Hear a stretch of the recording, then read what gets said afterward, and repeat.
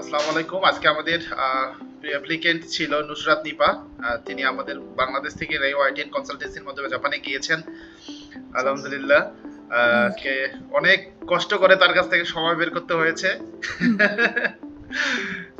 আজকে ছুটির দিন। すいません、忙しい。とてもさ、いい。そう。 忙しいか。যাই হোক, আমরা একটু পরিচয় নেই নুসরাত নিপা। আসলে হোম ডিস্ট্রিক্ট কোথায় বা কি ক্যাটাগরিতে জাপান গিয়েছেন একটু যদি জানতে পারি আপনার কাছ থেকে। আসসালামু আলাইকুম, আমার নাম নুসরাত নিপা। আমি বাংলাদেশের ভোলায় আর কি জন্মগ্রহণ করেছিলাম। জন্মগ্রহণ বলতে আমার জন্মস্থান ভোলা আর কি, কিন্তু ঢাকায় জন্মগ্রহণ করছি, ঢাকা মিরপুরে।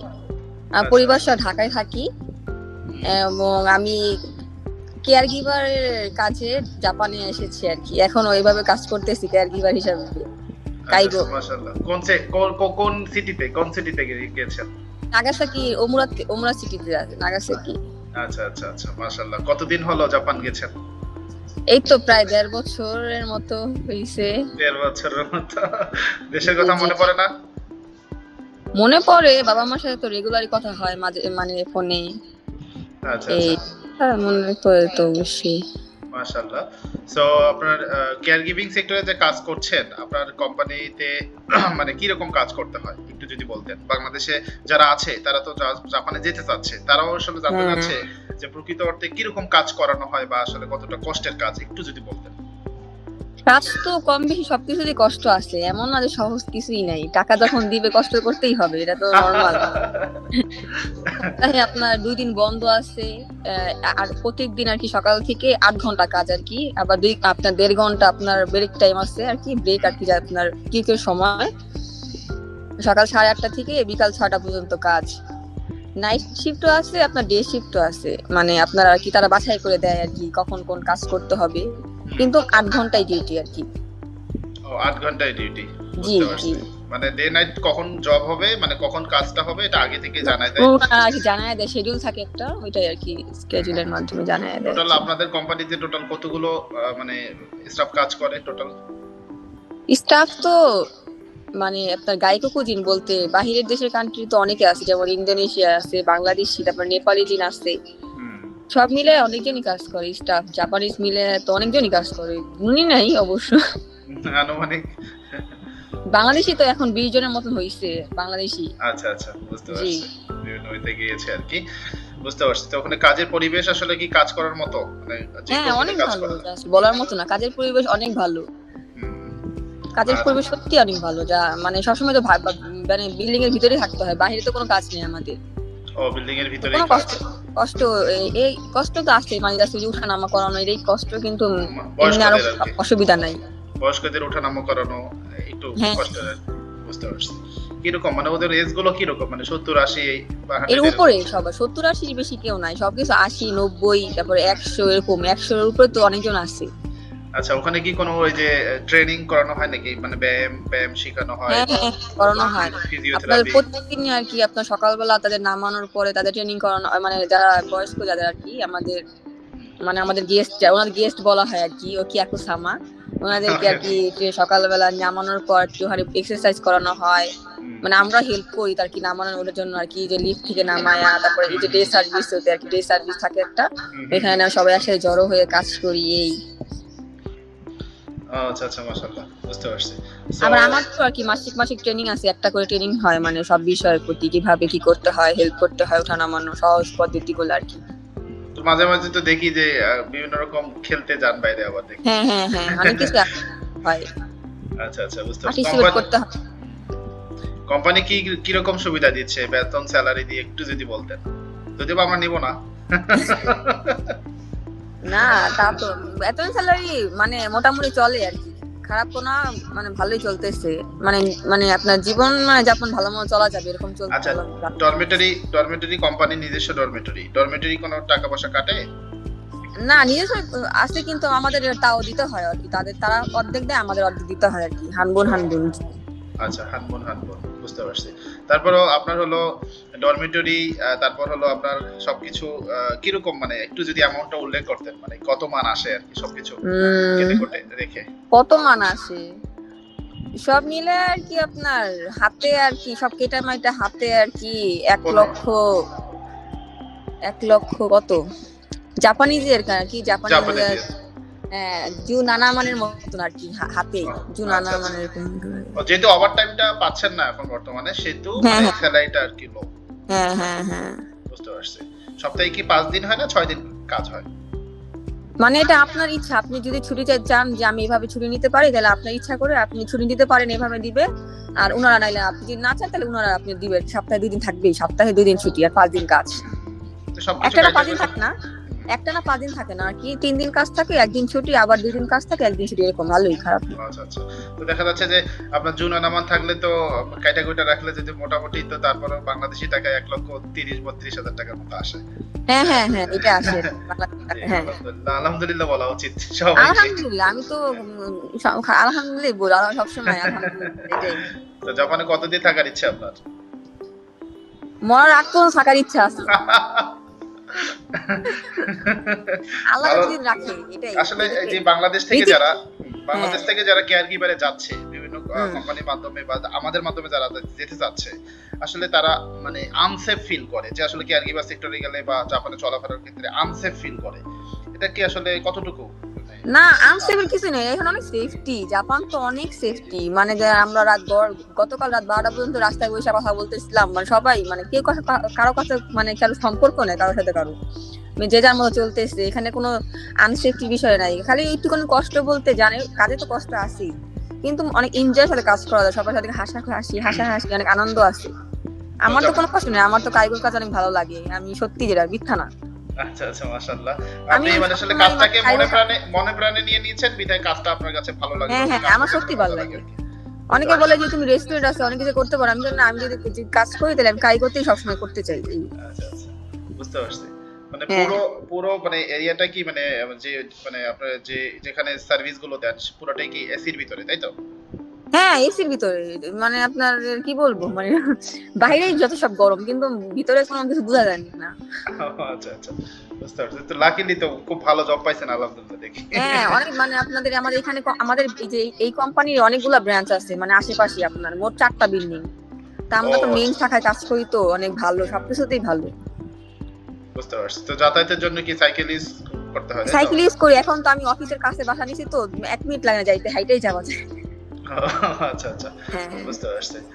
তো কোম্পানিতে মোটামুটি ভালোই সুযোগ সুবিধা পাচ্ছেন, তাই তো? হ্যাঁ আলহামদুলিল্লাহ, ভালোই সুযোগ সুবিধা পাইতেছি। যারা আসতে চায় তারা যদি কারিগরতে আসে তাহলে ভালোই হবে, বাট এই কোম্পানিতে আসলে তো অনেক ভালো, কারণ অন্য কোম্পানির বিষয় জানি না আমি। আচ্ছা।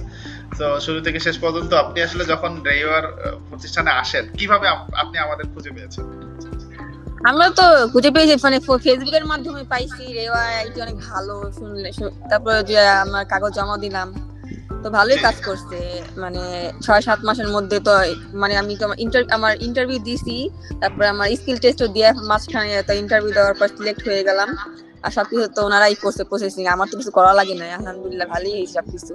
আচ্ছা, আপনি যে বাংলাদেশ থেকে লেভেল 4 জেএফটি পাস করছেন এবং স্কিল টেস্ট কেয়ার গিভারের উপর পাস করছেন, সেই ক্ষেত্রে আপনার কাছে মানে এই যে ভাষার লেভেলটা, এই লেভেলটা দিয়ে কি জাপানিজদের সাথে মানে কাজ করার বেসিক যে কমিউনিকেশনটা কি করা যাচ্ছে? হ্যাঁ করা যাচ্ছে। আপনার প্রথম যখন আসছিলাম তখন আর কি বুঝিনি তো সবাই, যারা ওল্ড মানে পার্সন, তাদের কথা বুঝতে কষ্ট হয়, কিন্তু এখন অনেক ভালো বুঝি আলহামদুলিল্লাহ, অনেক জজু হয়ে গেছি। আচ্ছা জজু দিছেন, বুঝতে পারছি। সো জাপানে লং টার্ম থাকার ইচ্ছে, ভাষা আলহামদুলিল্লাহ মোটামুটি রপ্ত করে ফেলতেছেন, এবং N3 দেওয়ার ইন্টেনশন আছে কিনা? N3 কেন, আমি তো N2 দিছি। ও আল্লাহ বাবা, পাস করলেই হইছে। আমিন। মাশাআল্লাহ। যাই হোক, আমি ফার্স্ট শুনলাম যে আপনি N2 দিবেন, খুব ভালো লাগছে আপনার কথা শুনে। সো বাংলাদেশ থেকে যারা এই কেয়ারগিভার সেক্টরে যেতে চায় মেয়েরা, তাদের ক্ষেত্রে আপনার অনুপ্রেরণামূলক বক্তব্য কি থাকবে? অনুপ্রেরণামূলক বক্তব্য বলবো, রেওয়াইটি তো আমাদের অনেক সাহায্য করছে। যদি কেউ যেতে চায় অবশ্যই রেওয়াইটির সাথে যোগাযোগ করুক, তারা তো সবকিছু সাহায্য করবে, আর অবশ্যই বলে দিবে কি করলে ভালো হয়, কি করলে খারাপ হয়, অবশ্যই তারা তো বলে দিবেই। আমি এটাই বলবো। আর কোম্পানির বিষয়, যেটা আমাদের ভাগ্য ভালো, তার জন্য ভালো কোম্পানি পাইছি, অন্যদের কথা বলতে পারি না। ভালো কাজ, অনেক ভালো কাজ। আমি যেটা বলবো সেফ, কোনো আনসেফ কিছুই নেই। বাকি দুইজন কেমন আছে? বাকি দুইজন আলহামদুলিল্লাহ ভালো আছে, ওরা কাজে আছে এখন, আজকে আমার বন্ধ, ওরা কাজে আছে। আচ্ছা আচ্ছা, মাশাআল্লাহ। ওরা কি আলাদা ডরমিটরিতে থাকে এরকম কিছু? আলাদা বলতে কি আমরা একই অ্যাপার্টমেন্টে থাকি, আর কি রুম আলাদা আলাদা আর কি। ও আচ্ছা আচ্ছা, একই অ্যাপার্টমেন্টে কিন্তু রুম আলাদা আলাদা। জি। ওনারা কি ডে শিফট বা নাইট শিফট কাজ করে, তাই তো? এখন তাদের ডে শিফট আছে, নাইট শিফট সব আছে, ডে শিফট এখন। বুঝতে পারছি। সো নুসরাত নিপা, বাবা মার মানে বাবার কথা মনে পড়ে না? বাবার কথা মনে পড়ে তো, গতকাল কথা বলছি বাবার সাথে, আলহামদুলিল্লাহ সবাই ভালো আছে, অনেক খুশি আছে। আপনার মা তো অমায়িক মানুষ, মায়ের হাতের রান্না মিস করেন না? মিস তো করি, মিস তো করি, সবসময় মিস করি। রান্না বান্না কি পারেন আপনি? পারি বলতে মানে কাজ করে আইসা একটু ক্লান্ত লাগলে রান্না করতে মন চায় না, যার জন্য 3-4 দিনে রান্না করে রাখা দিই ফ্রিজে, রান্না করে রাখি আর কি। মোটামুটি পারি আলহামদুলিল্লাহ। আচ্ছা আচ্ছা, বুঝতে পারছি। তো থ্যাংক ইউ সো মাচ আমাদের আজকে ছোট্ট সেশনে আসার জন্য। তো বাংলাদেশি যারা আছে তাদের উদ্দেশ্যে কোনো কথা থাকবে কিনা আপনার? এটাই বলবো যে যদি ভাষা শিখেন তাহলে মন দিয়ে অবশ্যই শিখুন, স্যাররা কি বলে অবশ্যই তাদের কথা শুনুন মন দিয়ে শিখলে অবশ্যই পারবেন। আর যদি পাস করতে চান তাহলে অবশ্যই মানে মনোযোগ সহকারে শিখতে হবে। যদি আপনি বলেন আমি যাবই, তাহলে অবশ্যই শিখতে হবে মন দিয়ে সবকিছু। আর সবকিছু মানে স্যারদের অনুপ্রেরণা অনুযায়ী চলতে হবে, কিভাবে কি করলে ভালো হয়, আমি এটাই বলবো। আচ্ছা, সবসময় তো ভালোই বলেন, আমাদের দিক থেকে একটু খারাপ দিক বলেন। আইআইটি কনসালটেন্সি 10 এর মধ্যে কত স্কোর দিবেন? 10 এর মধ্যে আমি কত দিব? 8 দিব। আর 2 কেন দিবেন না? 2 দিব না, এটা অন্য বিষয়। এটা 2 সব পারফেক্ট তো কোনো কিছু পারফেক্ট নাই পৃথিবীতে, তাই না? 10 এর মধ্যে 2, এটা 8 তো ভালোই দিছি। ঠিক আছে, কবে দেশে আসার ইচ্ছা, কবে দেশে মানে একবারে ঘুরতে আসার? যদি আসি অবশ্যই ঘুরতে আসলে সারা দেশে দেখা করব অবশ্যই। কবে আসার ইচ্ছা? ইচ্ছা নাই, মাত্র তো 1.5 বছর হইছে না। মানে আমাদের বাংলাদেশের থেকে জাপানকে বেশি ভালোবেসে ফেলতেছেন, ব্যাপার কি? হ্যাঁ, জাপানিজরা মানে সবাই ভালো। সবাই অনেক ইয়াসাশি, মানে সবাই অনেক হেল্প করে।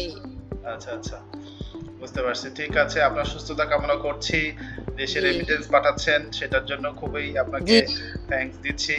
এবং আলহামদুলিল্লাহ, আপনাদের ধন্যবাদ স্যার, হেল্প করছেন, সত্যি বলি অনেক হেল্প করছেন। মানে অনেক কিছুতেই মানে ভালো ছিল, খারাপও আছে, সমস্যা নেই, ওটা তো খারাপ থাকবেই, ভালোটাই বেশি। তো আপনার মায়ের একটা রিকোয়েস্ট আমার কাছে খুব ভালো লাগছে যে বাবা আমার মেয়েকে পাঠাচ্ছি তোমার ছোট বোনের মতো। আমি বললাম ঠিক আছে, কোনো টেনশন নিয়েন না। হ্যাঁ, আমার কিন্তু আলাদা পার্সোনাল রুমে এসে তোমার মা কান্না করে ফেলছে যে বাবা আমি একটু মানে বেশি মানে একটু